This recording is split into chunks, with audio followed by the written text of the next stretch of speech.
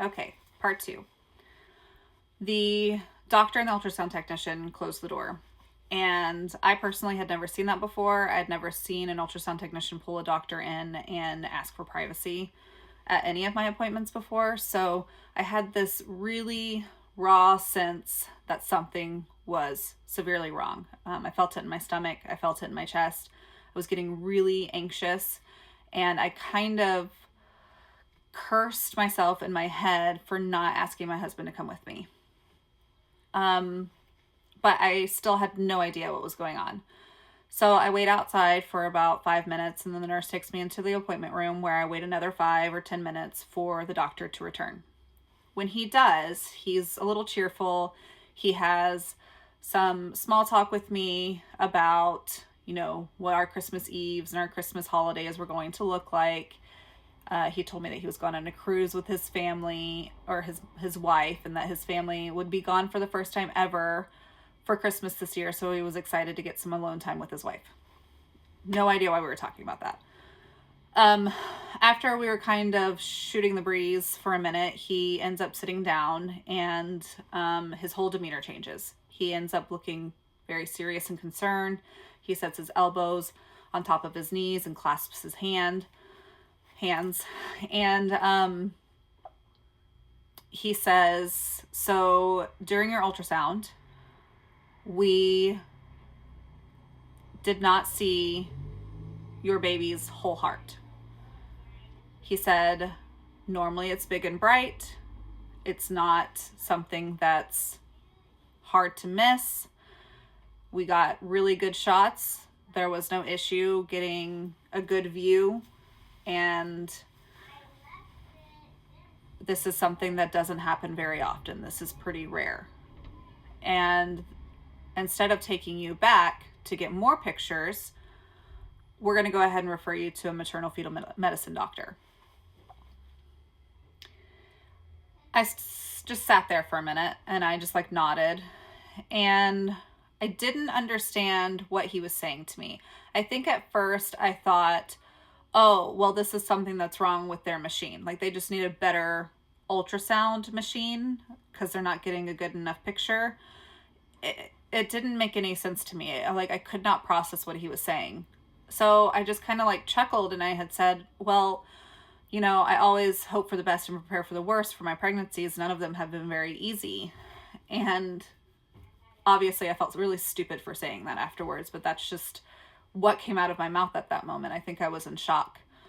But I also didn't have a lot of information to go on. He didn't expand on what he thought that might be. He just told me that he couldn't see the whole heart. Well, what does that mean, So, we say goodbye. I end up going up to the front desk and canceling my future appointments. And the lady at the front desk had been holding a newborn baby of a patient that had come in, and she was just cooing and oohing and awing over this little baby, and I felt this twinge of jealousy. It was really weird, especially since I had no idea what was going on, but I remember that feeling stuck out to me because I didn't like the taste of it in my mouth, So she comes up to me at the desk and she says, oh, you have to have a referral to maternal fetal medicine. And I was like, yeah. And her whole demeanor kind of got sad or a little more empathetic, and I still didn't understand why. And she's like, well, it'll probably take a few weeks to get you scheduled, but I'll get the referral sent over to you to your MyChart. And I told her thank you, and I walked out to the car.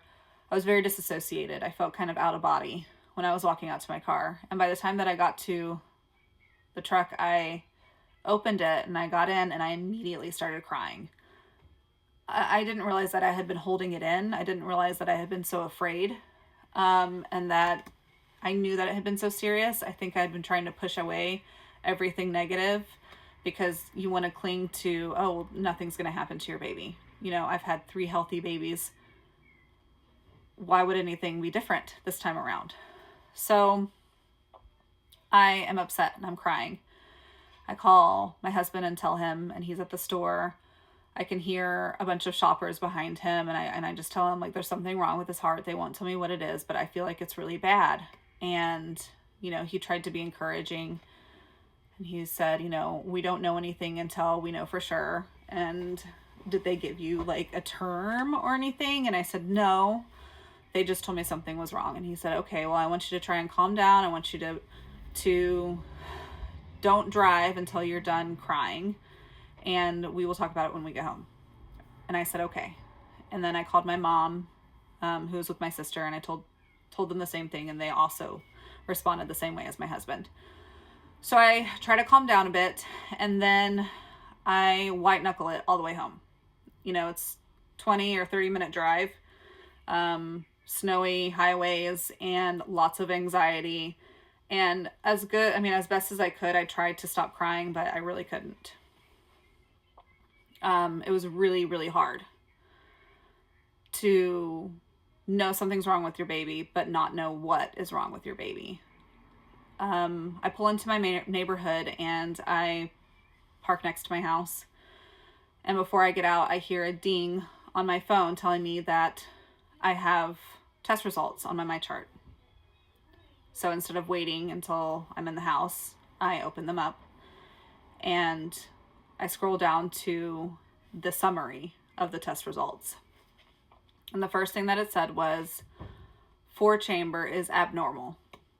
There's no maybe, it is abnormal. So that first thing, I was like, I already knew something was wrong. Here's my confirmation. It's not right. And then underneath of that, it said possible hypoplastic left heart syndrome. Okay, possible. That doesn't mean for sure. But what the hell is hypoplastic left heart syndrome? I've never heard of this before in my life. So I take a deep breath and I try my hardest to prepare myself, even though I literally have no idea what it means. And I Google, what is hypoplastic left heart syndrome? And the first thing that comes up is like a quotation with half a heart. That's how people respond, or that's how people refer to hypoplastic left heart syndrome babies, is babies with half a heart. The left side of the heart is too small. It's hypoplastic, which means it's not grown as much as it should, and it is very significantly smaller than it needs to be. And I scroll down, and the first thing it says is it is not survivable without palliative care surgeries or palliative surgeries. I did not know what palliative means. I kind of knew, but the only thing that I could think of is that it had something to do with hospice. That's what I could think of. I didn't know anything at that time. But the fact that it wasn't survivable without 3 open heart surgeries is a big deal. I kind of clicked and followed that line for a minute, and it said that there was a series of surgeries called the Norwood, the Glen, and the Fontan. It usually happens at a few days old to a week old, and then the second surgery is around 4 months old, and then the third surgery is usually around 3 or 4 years old.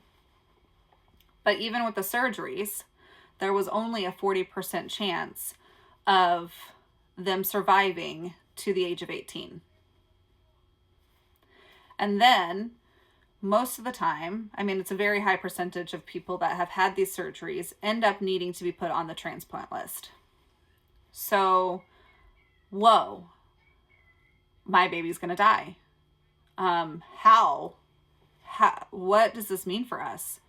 How common is this? Well, it's very rare. It's, I think, one in 4,000 babies, maybe, born with congenital heart defects have this.